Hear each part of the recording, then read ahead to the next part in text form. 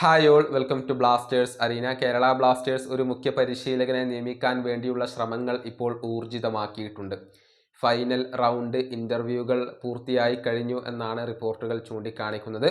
4 പരിശീലകരുടെ ഒരു short list Kerala Blasters തയ്യാറാക്കിയിട്ടുണ്ട്.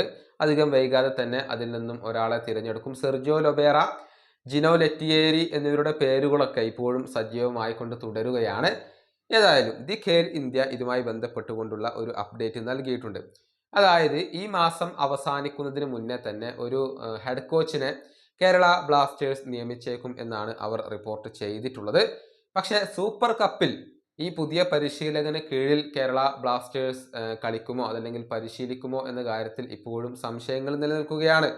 അതായത് നിലവിലെ കോച്ചിങ് സ്റ്റാഫ് തന്നെ അഥവാ TG പുരുഷോത്തമനും തോമസ് ഷോർസും ചേർന്നുകൊണ്ട് തന്നെ സൂപ്പർ കപ്പിൽ കേരള ബ്ലാസ്റ്റേഴ്സിനെ മുന്നോട്ട് കൊണ്ടുപോകാനുള്ള ഒരു സാധ്യതകളാണ് ഇപ്പോൾ ഉള്ളത് എന്നാണ് ഇവർ റിപ്പോർട്ട് ചെയ്യുന്നത്. നമുക്കറിയാം, വരുന്ന 24-ാം തീയതിയാണ് ഈ ഒരു ട്രെയിനിങ് ആരംഭിക്കുക. അതിനു മുന്നേ ഒരു പരിശീലകൻ വന്നുകൊണ്ട് ട്രെയിനിങ്ങിന് നേതൃത്വം നൽകുക എന്നുള്ളത് അസാധ്യമായ കാര്യമാണ്. അതുകൊണ്ട് തന്നെ TGPയും തോമസും തന്നെയായിരിക്കും ട്രെയിനിങ്ങിനൊക്കെ നേതൃത്വം നൽകുക. അവർ തന്നെയായിരിക്കും സൂപ്പർ കപ്പിലും ടീമിനെ മുന്നോട്ട് കൊണ്ടുപോവുക എന്നാണ് പ്രതീക്ഷിക്കപ്പെടുന്നത്. പക്ഷേ സൂപ്പർ കപ്പിന് മുന്നേ തന്നെ ഒരു മുഖ്യ പരിശീലകനെ നിയമിക്കാൻ വേണ്ടിയുള്ള ശ്രമങ്ങളാണ് കേരള ബ്ലാസ്റ്റേഴ്സ് നടത്തുക എന്ന കാര്യം മാർക്കസ് മെർഗുലാവോ പറഞ്ഞിരുന്നു.